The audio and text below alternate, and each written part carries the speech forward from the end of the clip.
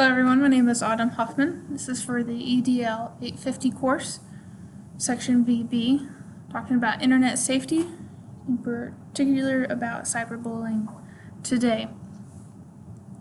My goals for today is to understand the importance of the internet safety policies in education, knowing the who, what, and why on each internet safety act or rule, understanding the consequences of violating such acts, and then I want to analyze the Colby Community College campus internet policies, and then to develop an appropriate policy according to the Internet Safety Acts. So we'll start with why do we need to be so concerned about this? You have cyberbullying, you have chat rooms that lead to meetings with harmful intent. You'll hear stories in the newspaper, on the news, maybe around your own community about how a student, either male or female, met up with someone, then was kidnapped, sexually abused or hurt or murdered even. You have cyber sex, you have pornography, and then you have the protection of their personal information, whether it be hacking or stalking their information. So these are things that parents, students, schools, grandma, your community, everyone needs to be aware of what these potential dangers are and how they affect your students. So who's there to help? We're going to talk about three main acts or rules today, and then we'll talk about the schools, the parents, and the students.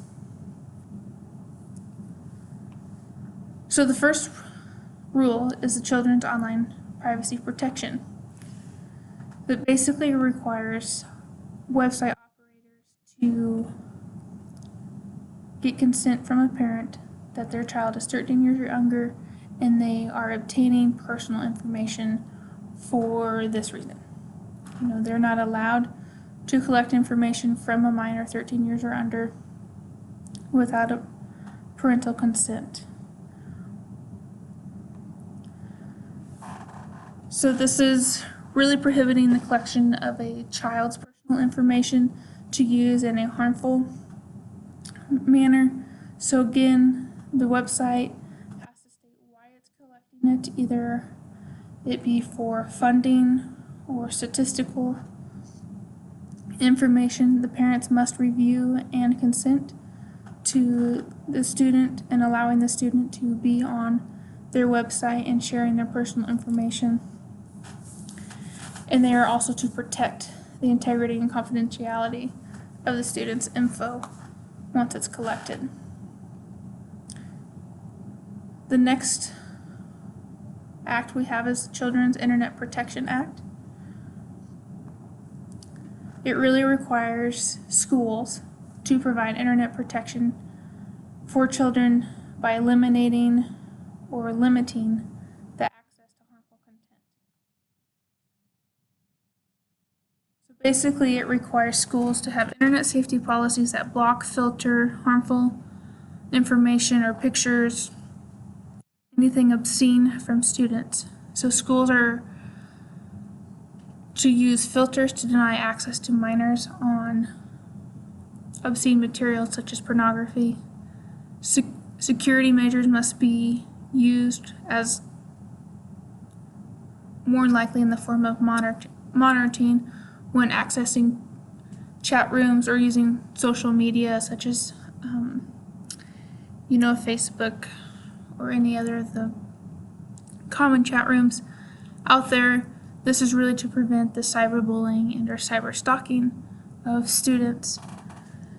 And it also incorporates some of the COPPA rules that they are unauthorized use of a minor's personal information.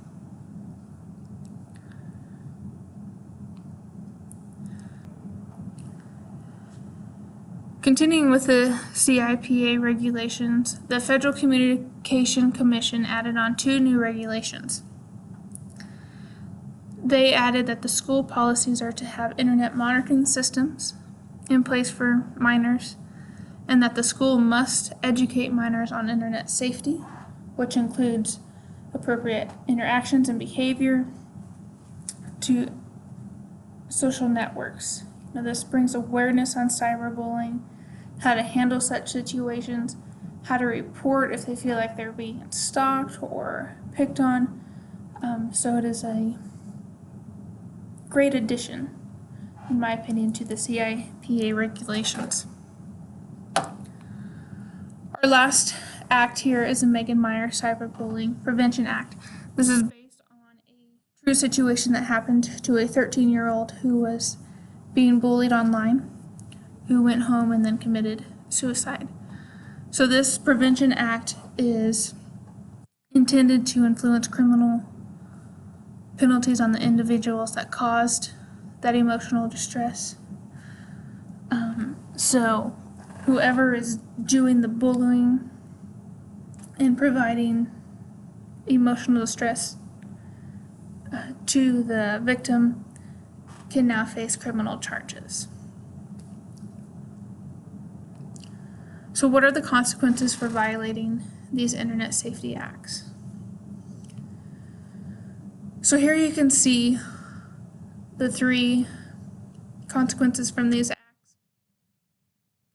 The COPPA is more of a financial, fiscal responsibility. They have civil penalties up to $40,000 per child. This has raised from, I believe, $15,000 from the past years. So for example, if we take the ABC Mouse app and they're collecting, let's say they start collecting information on students that is intended for a harmful intent, well, if they have 100 students, they can get charged $4 million in civil penalties. The CIPA has a more fiscal act on the school. Schools can no longer receive E-rate funding, which the E-rate funding is intended to provide schools with technology resources at a discounted rate. So if the schools do not have policies in place and education in place to teach internet safety and technology safety, they will no longer receive funding, and they can have the school repay back the E-rate discounts. And again, now with the Cyberbullying Prevention Act, it is a criminal penalty to the person who caused the harm, but it can also become a liability claim for the teacher. If the teacher sees a child being cyberbullied or sees the effects of it and doesn't ask questions or acknowledge it and talk with the student, then they become a liability because they did not step in to help prevent injury to the victim. So these consequences range from fiscal to, criminal charges. But with these acts, the schools, parents, and students, they are going to be the number one defense line here. These prevention acts are not always going to be with your child. Your child's going to graduate from high school, go out into the real world. They really need to know how to navigate the internet and be aware of the warning signs. And these filters and monitoring systems are not even 100% guaranteed to prevent your child from obscene material or harmful acts, so they really need to be taught on how to handle the situation. So I believe it's important for students and parents to come together, collaborate, network together on how they're going to model and educate these students on internet safety. Because really, the number one defense is that education to the child. The child is there that is running the mouse, clicking on websites, opening websites, chatting in those chat rooms, the one that's typing in the personal information, they're doing these acts. So schools and parents are not always going to be with them, no matter how old they are. I have a 4-year-old that can run an iPad and can type on it. So we really need to educate our children. Now, the critique of the Colby Community College campus, we're going to kind of transition in from the P through 12 education system and their acts, and kind of see how we can tweak it and put it into a higher education campus. So here on the Colby Community College campus, we have no specific written policy. All of our students are 17 years or older. The only one place that we have is our sexual harassment, which is an electronic source, and consequences involving such violations with internet. In regards to that area, there's no particular cyberbullying policy on campus. IT has an unwritten policy that they have a mild filter for internet usage in the library, but this is really minimal because we want to protect the right of their First Amendment. The students do receive a library orientation that consists of rules regarding the library's resources and computers. So students are made aware that every time they log into a computer, they use their username and ID. So it tracks where they've been on those websites and whatever website they open. So if they forget to log out and then someone comes in to that same computer and starts looking at pornography, how that could lead back to them because they forgot to log out when really it was the other student that was looking at the material. So students are made aware of some of the consequences that can happen with internet and computer usage on campus. So after analyzing, what our policies here on campus, to summarize, we really do not have that written policy. Legally, the college doesn't have the right to hinder the student's First Amendment, but we do provide a verbal policy on internet, safety. So here's what I would like to create for our campus. I want to adopt the acceptable use policy and institute a contract between a user and the providing college or university. So basically it is a signed document that faculty, staff, and students agree on modeling professional conduct and behavior on social media websites and respect the privileges to online resources available through campus. So like the campus library has databases for students to look up research articles, anywhere from art to medical to history, science. I also want to include in this policy a list of do's and don'ts. So I'll discuss that here in the next slide.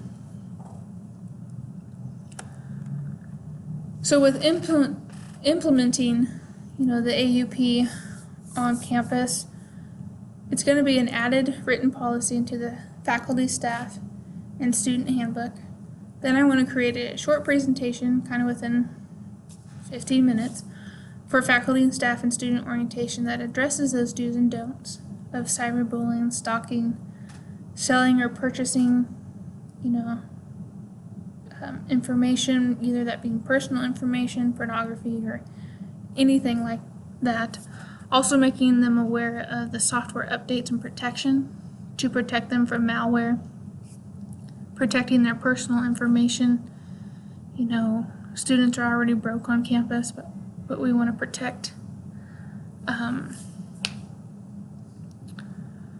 their funds and their personal information. Also teaching them how to back up their computer to save their school documents.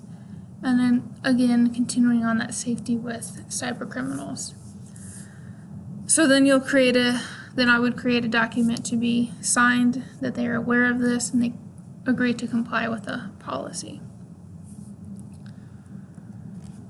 Further analysis really is going to be required to successfully implement this on campus. I've looked at Fort Hays State internet usage policies. I have researched a few of the other different community colleges around the state of Kansas to see how we can effectively implement this, and because my goal is to have a policy finalized and implemented no later than the start resources. So thank you.